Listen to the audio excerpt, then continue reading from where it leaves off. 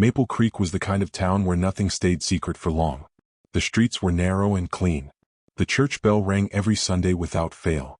Neighbors waved at each other, but they also watched each other. Everyone knew who owned the biggest house.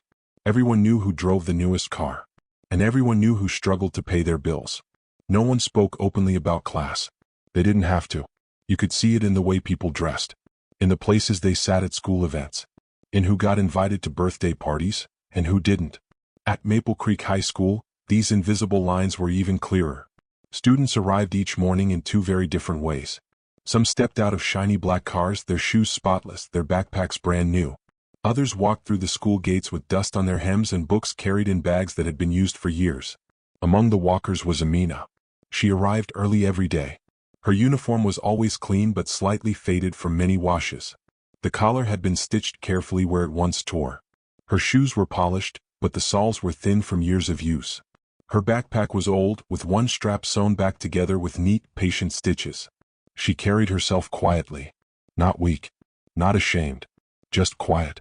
As she passed through the hallway, whispers followed her like shadows. Does she ever buy anything new? Look at her bag. I heard her dad left. The words were not loud, but they were sharp. Amina heard them. She always did. But she never turned around. She never argued. She never tried to defend herself. Instead, she walked to her desk in the back row of the classroom and placed her books down gently, as if noise itself was something she avoided. There was something different about her silence. It was not the silence of fear. It was the silence of someone who had learned that reacting only feeds cruelty. Then there was Vanessa. Vanessa did not walk into school. She arrived. Her mother's polished SUV stopped directly in front of the entrance every morning. Vanessa stepped out as if the red carpet had been rolled out for her. Her uniform looked tailored just for her. Her hair shone under the sun. Even her perfume announced her presence before she spoke. Students gathered around her like moths to light. She laughed loudly. She moved confidently. Teachers greeted her warmly. Vanessa was used to being admired, and she enjoyed it. That morning during lunch break, the difference between the two girls became impossible to ignore. Amina sat alone at a table near the window. She opened a small metal container filled with rice and vegetables. Steam rose softly into the air. It wasn't fancy, but it smelled warm and comforting. Vanessa walked in with her group of friends, carrying colorful bags from the most expensive cafe in town.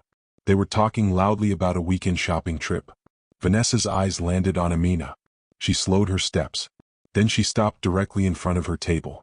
"Well, look at that," Vanessa said, her voice sweet but sharp underneath. "Is that your 5-star meal?" Her friends giggled. Amina looked up slowly. Her fingers tightened slightly around her spoon.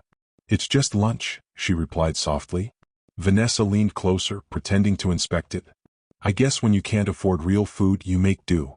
Laughter burst out from the group. A few students at nearby tables turned to watch. Some looked uncomfortable. Most simply watched in silence. A teacher standing by the door glanced over. Instead of correcting Vanessa, she simply said, "Girls, keep it down," in a light tone, almost amused. That hurt more than the laughter. Vanessa's eyes dropped to Amina's shoes. "And those," she added, raising her eyebrows, "are those vintage? Or just ancient?" More laughter. Amina felt her cheeks burn. Her heart pounded loudly in her chest. For a moment, her vision blurred. But she did not cry. She did not snap back. She slowly closed her lunch container. "I like them," she said quietly. Vanessa tilted her head. "Oh, I'm sure you do." The group walked away still laughing. The cafeteria noise returned to normal, but something inside Amina had shifted. Not broken. Shifted. She sat there for a long moment, staring at her closed lunchbox. Yes, her clothes were simple. Yes, her family did not show wealth. Yes, people assumed things about her. But they didn't know everything. They didn't know about the long phone calls every week. They didn't know about the promises made in quiet voices. They didn't know the strength she carried inside, the kind built from patience and pain. When the bell rang, she stood up calmly and walked to class.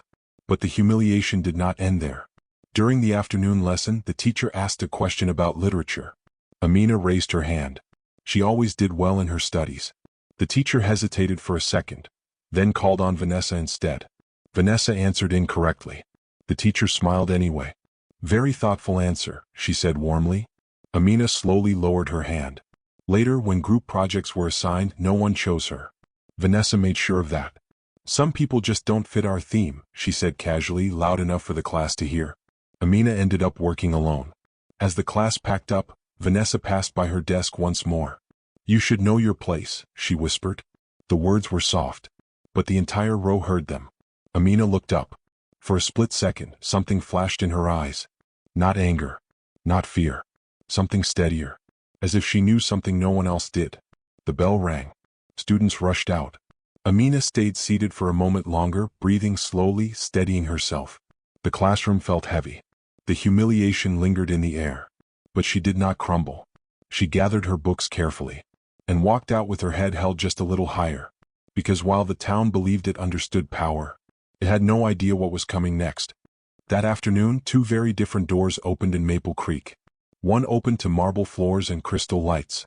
The other opened to a small wooden porch that creaked softly under careful steps.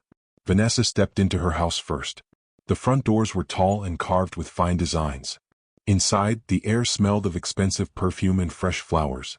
A chandelier sparkled above her head, sending tiny reflections across the polished floor.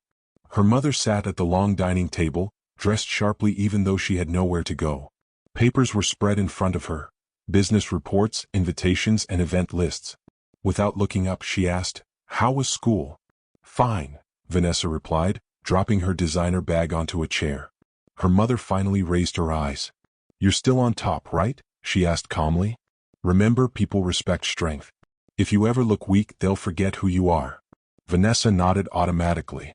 She had heard these words her whole life. Respect is earned through power. Stay admired. Stay superior. Her mother stood and walked toward the large window overlooking their garden. "Our family name matters," she continued. "People watch us. You must never let anyone think they're equal to you." Vanessa didn't argue. She never did. Because deep inside she believed it too. Being popular wasn't just fun. It was expected. Meanwhile, across town, Amina walked along a dusty road under the soft orange glow of the setting sun. There were no fountains here. No iron gates.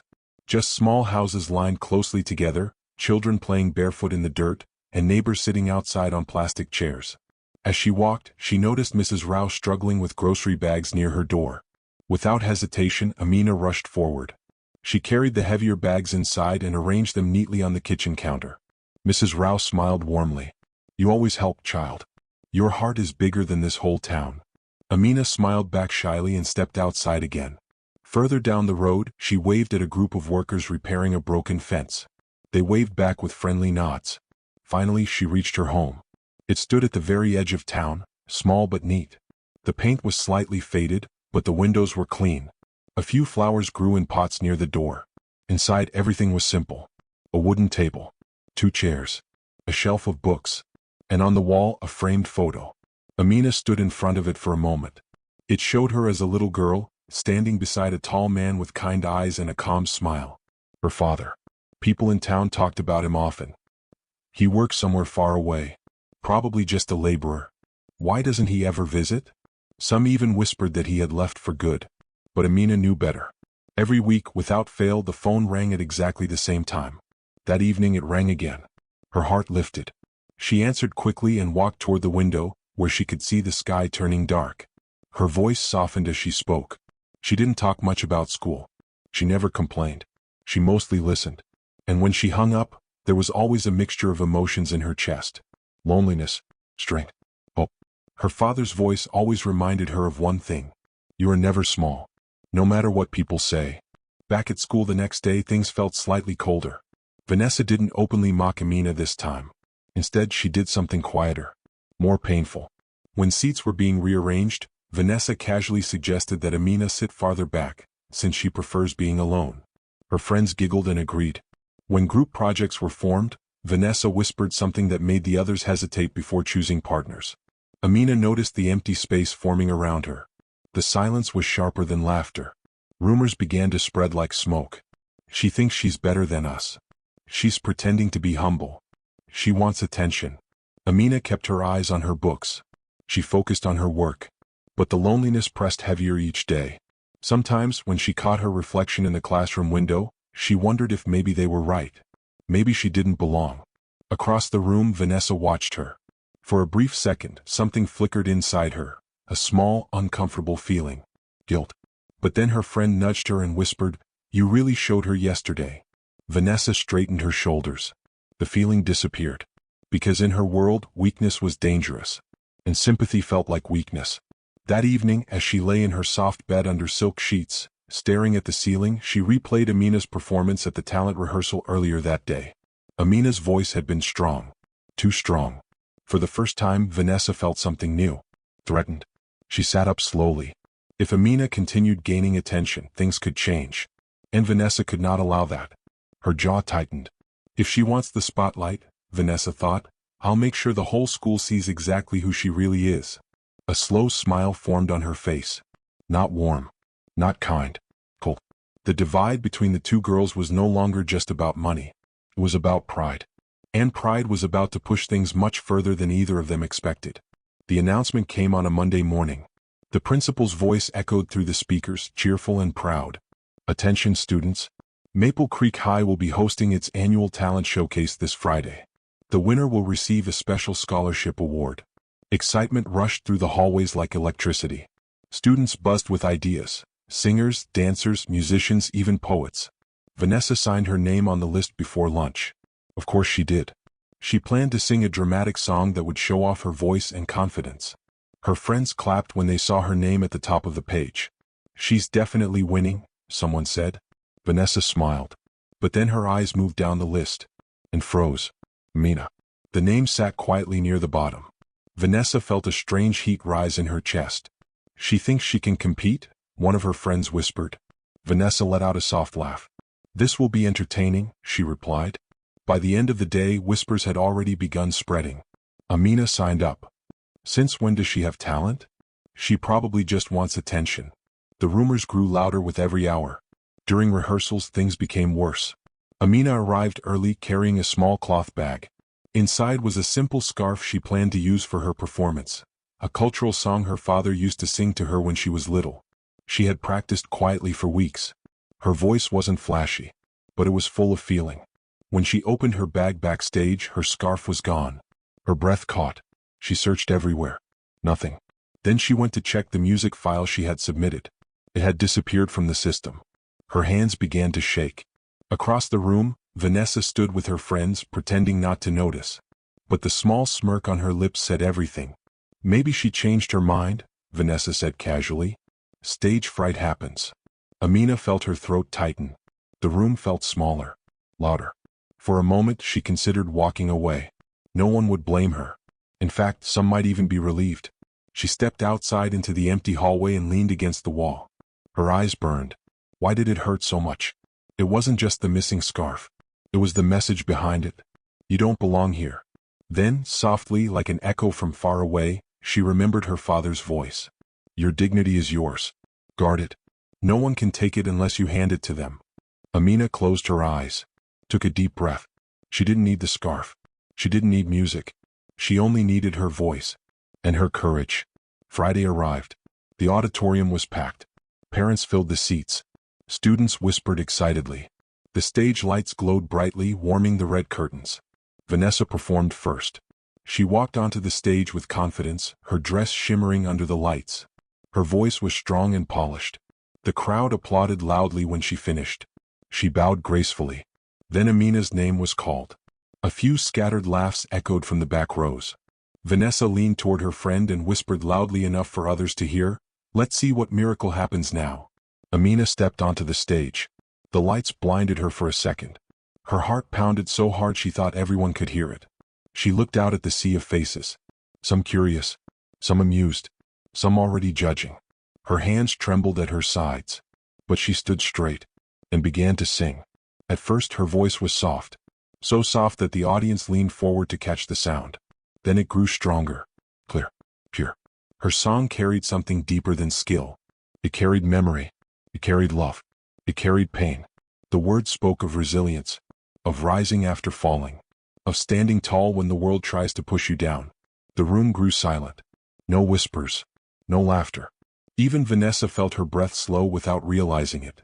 Amina's voice filled every corner of the auditorium. When she reached the final note, it lingered in the air like a fragile thread. Then silence. For one long, heavy second. And then applause. Loud. Some students even stood up. A teacher wiped a tear from her eye. Amina blinked, surprised. She hadn't expected that. She hadn't expected anyone to understand. As she walked off stage, her chest felt lighter than it had in months. But Vanessa sat still. Her hands remained folded tightly in her lap. Her jaw clenched. She refused to clap. When Amina passed by her row, Vanessa leaned forward slightly and spoke in a low, sharp voice. "Don't get too excited," she whispered. "A performance won't change who you are." The words struck harder than before, because they were meant to erase everything that had just happened. Amina paused for half a second. Then she continued walking. Backstage, she finally allowed herself to breathe fully. Her knees felt weak. Her hands still trembled. But something inside her had shifted again. Not broken. Stronger. The judges would announce the winner later. But in that moment it didn't matter. She had stood under the brightest lights in school. She had faced the laughter. And she had not fallen. Yet as the applause faded and students began talking again, Vanessa's eyes darkened. Her pride had been wounded. And pride, when wounded, can become dangerous. The real storm had not yet begun. It was only gathering. The morning after the talent show felt strange. The air seemed heavier, like something was about to happen. Students were still talking about Amina's performance. Some praised her voice. Others acted as if they had always believed in her. Vanessa walked through the hallway with forced confidence, pretending not to hear the whispers. Then it happened. A low rumble echoed outside the school gates. One black car. Then another. Then a third. They were long and polished, their windows dark and impossible to see through. They moved slowly, smoothly, and stopped right in front of the main building. Every conversation inside the school froze. Students rushed toward the windows. Who is that? Are they government officials? Is the school in trouble? Teachers hurried into the hallways, trying to look calm while clearly panicking. The principal adjusted his tie 3 times in less than a minute. His forehead glistened with sweat. "This must be an inspection," someone whispered. Parents with influence quickly began sending messages. Wealthy families assumed the visitors were there for them, for donations, for partnerships, for recognition. Vanessa stood tall near the front entrance, smoothing her hair. Her mother always said important people visit other important people. This must be one of those moments. The first car door opened. A man stepped out. He wore a simple, perfectly fitted dark suit. No flashy jewelry. No loud display of wealth. But there was something powerful about him. The way he stood, the way he looked around calmly, as if he owned the very ground beneath his feet. 2 assistants followed behind him, carrying folders. The principal rushed forward with a wide smile. "Welcome, sir. We are honored." The man nodded politely but did not smile. "I am here to see my daughter," he said calmly. The principal blinked. "Your daughter?" "Yes, Amina." The name fell into the air like thunder. Silence spread across the courtyard. Students exchanged shocked glances. Vanessa felt her stomach drop. "Amina? The poor girl?" The principal stuttered slightly. "Oh, of course. Right away." Amina, who had been standing near the back of the crowd, froze. Her heart skipped. She knew that voice. She knew that presence. Slowly she stepped forward. When their eyes met, the world around her seemed to disappear. "Father," she whispered. For the first time, the powerful man's face softened completely. He opened his arms. Amina ran into them. He held her tightly, not like a man worried about appearances, but like a father who had missed his child deeply. Gasps rippled through the students. Vanessa's face drained of color. This couldn't be real. It made no sense. Amina pulled back slightly, her eyes shining. She looked small beside him, but not weak. Protected. The principal cleared his throat nervously. "Sir, if we had known." The man turned to face him calmly. "You were not meant to know." The words were polite, but firm. Whispers began spreading quickly through the crowd. "That's Mr. Karim." "The Karim?" "He owns half the businesses in town." The name carried weight. Mr. Karim was not just wealthy. He owned the construction company that built most of Maple Creek's shopping centers. He owned farmland outside town. He owned rental properties, warehouses, even the land beneath the school itself. But he was known for something else too. He rarely appeared in public. He funded projects quietly, anonymously.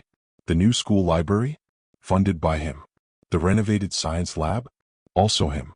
No one had known. Until now. The principal's smile grew wider, too wide. "We are very grateful for your generous contributions, sir." Mr. Karim glanced at Amina gently. I did not contribute for gratitude, he replied. I contributed for education.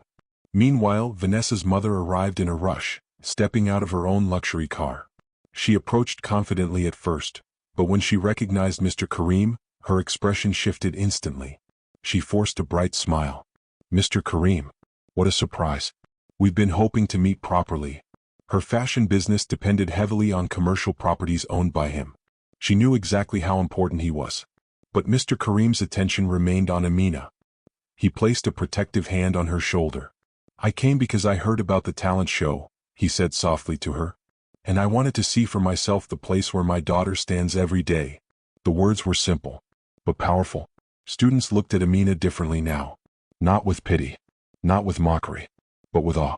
Vanessa felt something she had never felt before. Small. The power she thought she had suddenly meant nothing. The whispers had changed direction. That's her father. She never told anyone. She could have said something. But Amina stood there quietly, almost embarrassed by the attention. She didn't look proud. She didn't look vengeful. If anything, she looked uncomfortable. Because she had never wanted status to speak for her. The principal quickly organized a private meeting in his office. Teachers who once ignored Amina now greeted her with forced warmth. Vanessa stood frozen as the world around her shifted. Her earlier words echoed painfully in her mind. Know your place. Now she realized something terrifying. She had never known Amina's place at all. As Mr. Karim prepared to leave, he turned slightly and looked across the courtyard, not angrily, not accusingly, but knowingly. His eyes passed over the teachers, over the students, over Vanessa. And though he said nothing more, the message was clear. He had seen everything. The black cars slowly pulled away from the school gates. But nothing was the same. The truth had been revealed. The girl they mocked for her worn shoes was the daughter of the most powerful man in Maple Creek. And the balance of power had just flipped completely. The next few days at Maple Creek High were like nothing the school had ever seen. Amina walked through the hallways and suddenly the whispers followed her, not to mock but to marvel. Students who had ignored her now nodded respectfully. Teachers who once brushed past her with a polite good morning now smiled and praised her work openly. Even the janitor gave her a knowing nod when she passed. Vanessa felt it immediately. The subtle power she had relied on for years was slipping through her fingers. Her friends began avoiding her, uncertain of how to act now that the girl they had ridiculed commanded silent admiration. Vanessa tried to mask her panic with her usual confidence, but she couldn't shake the gnawing fear building in her chest. At home, the tension was just as sharp. Vanessa's mother paced the polished floors of their mansion, wringing her hands. This is bad, she said, her voice tight. Our contracts, the gallery, the sponsorships, half of them are tied to Karim's businesses. We need to fix this, Vanessa. Now. Vanessa felt a cold weight settle in her stomach. She had spent years building her image. Popularity, power, and status were all she had known. And now, one quiet, humble girl had undermined it effortlessly. At school, the subtle cruelties Vanessa had directed at Amina were being examined under a new light. Some teachers admitted, quietly, to giving her fewer opportunities. Students who had spread rumors were whispered at by friends who suddenly admired Amina. It was as if the entire school had flipped overnight. Vanessa's mother insisted she apologize publicly, but the idea of humility made Vanessa shake with pride and embarrassment. She didn't know how to bow without shattering the carefully constructed image of superiority she had spent years creating. Meanwhile, Amina observed all of it with quiet dignity. She overheard teachers in the hall whispering to one another. She's the owner's daughter? We treated her so differently, for nothing. She's so composed even after everything. A mixture of disappointment and relief filled her chest. Disappointment at how easily people judged by appearances. Relief that now, perhaps, respect could be earned fairly. Her father noticed the subtle sadness in her eyes that evening. Though his presence was usually quiet, he spoke gently as they sat together in the small kitchen of their home. You see, Amina, he said softly, I kept myself away for a reason. I wanted to see your heart, how you would handle yourself without anyone's power protecting you. You did not complain. You did not strike back. You stayed kind even when it was hard. Amina listened, the weight of recent days pressing on her. She had expected joy or triumph after the reveal of her father's identity, but instead she felt a strange emptiness. Respect that came because of wealth was not real respect. Her father continued, placing a hand gently over hers. So now, he said quietly, the question is, what do you want me to do? Amina looked up, her eyes steady and calm. For the first time she realized she had a choice, not just in how she responded to Vanessa or the school, but in how she shaped her own path forward. The fallout was messy, yes. Pride had been wounded. Friendships shifted. Rumors and fear had rewritten alliances overnight.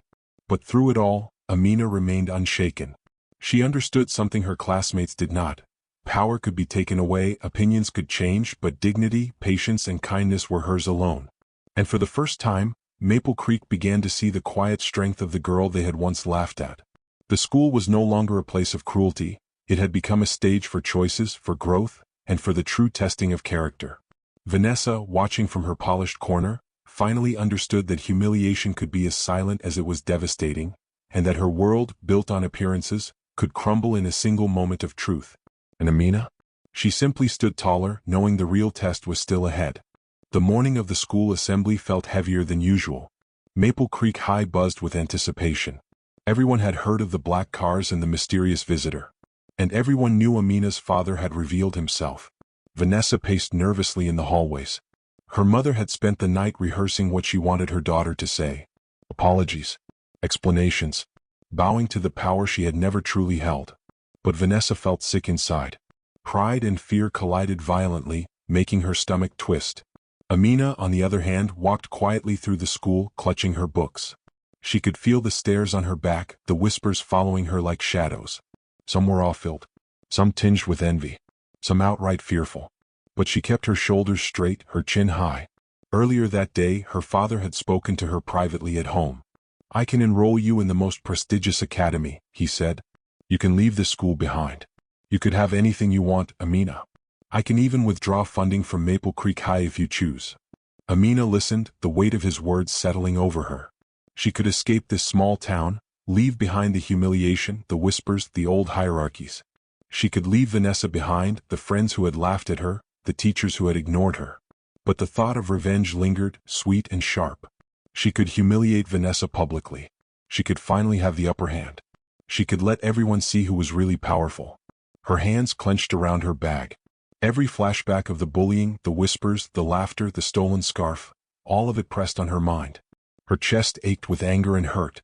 She decided to walk to the elderly woman she often helped in her neighborhood. Mrs. Rao's small porch looked welcoming in the late afternoon sun. Amina recounted her thoughts, her anger, her desire for justice. Mrs. Rao nodded slowly, her eyes kind but firm. "Power can change hands in a moment," she said softly. "But it reveals your heart, not theirs. What you do with it defines you." The words echoed inside Amina as she returned to the school. The assembly hall was packed. Students sat in tense rows. Teachers adjusted their notes. The principal cleared his throat nervously. Vanessa stepped forward first. Her apology was rehearsed, polite, defensive. She tried to speak with sincerity, but pride and fear slipped into her tone, making it sound hollow. The students murmured. Some rolled their eyes. Some looked uneasy. Then it was Amina's turn. The microphone felt cool in her hands. The room grew quiet. Every eye was on her, but instead of fear, she felt clarity. She could expose them all. She could recount every cruel joke, every stolen opportunity, every whispered insult. She could make everyone pay. But as she looked at the sea of faces, the students who had mocked her, the teachers who had ignored her, even Vanessa trembling before her, she remembered her father's words. She remembered Mrs. Rao's advice. She took a deep breath. And she chose a different path. Her voice was calm, clear, and unwavering. She spoke of dignity, of kindness, of the courage to rise above cruelty. She reminded everyone that poverty was not shameful, that respect earned through wealth alone was hollow, that humiliation inflicted by others never defined a person's worth. The hall grew silent. Even Vanessa's mother held her breath. Students blinked, some with tears welling in their eyes. Teachers shifted uncomfortably, suddenly aware of their own biases. Amina concluded by asking her father to continue supporting the school, but with one condition, that scholarships be created for struggling students, so no one would feel powerless or left behind. The room erupted in applause. But unlike before, it wasn't the polite, obligatory clapping of the wealthy and influential. It was heartfelt. It was genuine. Vanessa sat frozen, staring. She could feel the wall she had built around her pride crumbling. She wanted to speak, to argue, to reclaim her superiority, but she had nothing to say. Amina stepped down from the stage. Her heart felt light, her chest finally free from the weight of anger and fear. She had power now, yes, but she had chosen mercy over vengeance, kindness over pride. For the first time in her life she felt the quiet joy of knowing that true strength was hers, not because of wealth, not because of status, but because of the choices she made. And for Vanessa, the lesson had just begun.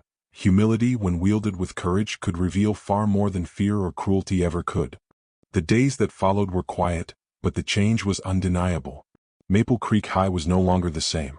Students who had once whispered insults now looked at Amina with respect, not fear. Even those who had ignored her before approached cautiously, curious about her strength and composure. Vanessa felt the shift more sharply than anyone.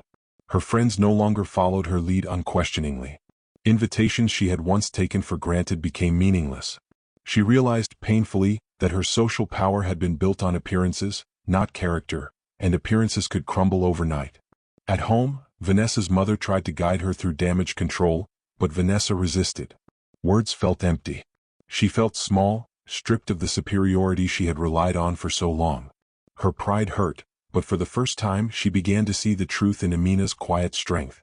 Vanessa lingered in the hall after school one day, watching Amina help a younger student pick up dropped papers. She saw the calm patience in Amina's eyes, the genuine kindness she extended without expectation.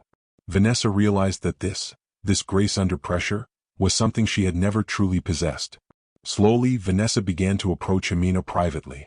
She did not speak at first, only hesitated nearby, watching.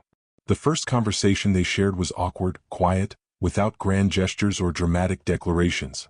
But it was sincere. Vanessa's remorse was clear, even without words. In that silence, a fragile understanding began to form. Pride melted into humility. Anger softened into self-awareness. A relationship once defined by rivalry and cruelty began to shift toward cautious respect. The school itself began to change as well. Teachers, reflecting on how they had treated Amina compared to the others, adjusted their expectations and biases. Students became more inclusive, careful to see one another's character instead of their wealth or popularity. The culture of Maple Creek High, once rigid and divided, slowly began to soften. Vanessa found herself volunteering quietly, helping younger students and participating in school activities without seeking recognition. She began to experience a sense of fulfillment that money and popularity had never given her. Amina, for her part, chose to remain in the same school. She could have moved to a prestigious academy with her father's influence, but she stayed. She wanted to help others, to prove that true strength was in character, not status. Her humility, once a source of mockery, became a beacon of admiration. As the months passed, Maple Creek High became a place where students learned the value of empathy, resilience, and integrity. Amina and Vanessa, though not best friends, developed a cautious friendship founded on understanding and respect. The rivalry that had once defined them transformed into a shared commitment to do better, for themselves and for those around them. By the end of the semester, it was clear that the real lessons of the school were no longer about grades or performances, but about heart. Amina's quiet strength had reshaped lives, and even Vanessa, who had once been the embodiment of pride, began to understand that true respect could not be commanded. It had to be earned through humility, kindness, and courage. The ripple effect of their choices would echo through Maple Creek High for years to come, a reminder that redemption is possible, and that the strength of character always surpasses the power of wealth or status. Graduation day arrived with a sky so clear it seemed to stretch endlessly over Maple Creek. The streets were quiet, the schoolyard filled with chatter, laughter, and the nervous excitement of students ready to step into the next chapter of their lives. Amina walked slowly across the stage, her head held high, carrying herself with the same quiet dignity she had shown since her first day at Maple Creek High. When her name was announced, the applause was deafening. Not because of her father, not because of wealth or influence, but because of who she was. Her classmates clapped genuinely, moved by the kindness, strength, and resilience she had displayed over the years. The principal handed her a small plaque, engraved with her achievement, leadership, compassion, and integrity. Her father sat in the back, quietly proud, a faint smile on his face. He did not need to stand or clap. His presence alone spoke volumes. Vanessa, too, was recognized, though differently. She had been acknowledged for her community work and her newfound dedication to helping others. She approached Amina afterward, hesitating for a moment before offering a small, sincere gesture of respect. There was no fanfare, no dramatic words, just an acknowledgement that things had changed, and that she had learned a lesson in humility. The town itself had begun to feel the effects. Scholarships were established for struggling students. Teachers approached their work with renewed fairness. And the invisible lines of hierarchy that had once divided everyone so clearly began to blur, replaced by an understanding that character mattered more than possessions. Amina looked around at her classmates. Faces she had once feared or doubted now held warmth, curiosity, and admiration. She realized that her true wealth had never been her father's money, nor the sudden respect it brought her. It had been the strength of her heart, the patience she had cultivated, and the courage to choose dignity and kindness over revenge. She turned to Vanessa, who stood quietly beside her, reflecting on the same truth. The girl who had once mocked and humiliated her now walked alongside her in tentative friendship. Neither was perfect, neither was entirely healed, but both had grown. Amina smiled softly to herself, thinking of everything she had learned. True wealth was not measured in coins, in cars, or in houses. True wealth was character. Power without kindness was emptiness. Pride without humility was fragile. As the ceremony ended, the graduates lined up to walk out of the school gates. Amina and Vanessa walked side by side, their steps in quiet rhythm. The sunlight fell across their faces, illuminating the changes that had taken place inside them. The crowd dispersed. The future stretched ahead, wide and uncertain, yet full of possibility. Amina glanced at Vanessa one last time before turning her gaze forward, feeling a sense of calm she had never known. She had faced cruelty, humiliation, and doubt, and come through with her heart intact. In that moment she understood clearly. Some people inherit wealth. Others build something far greater. And Amina, with her quiet courage, had built it herself. The town of Maple Creek would never forget the girl everyone had once looked down on, and the lesson she had taught them all, that true power lies in compassion, integrity, and the courage to rise above.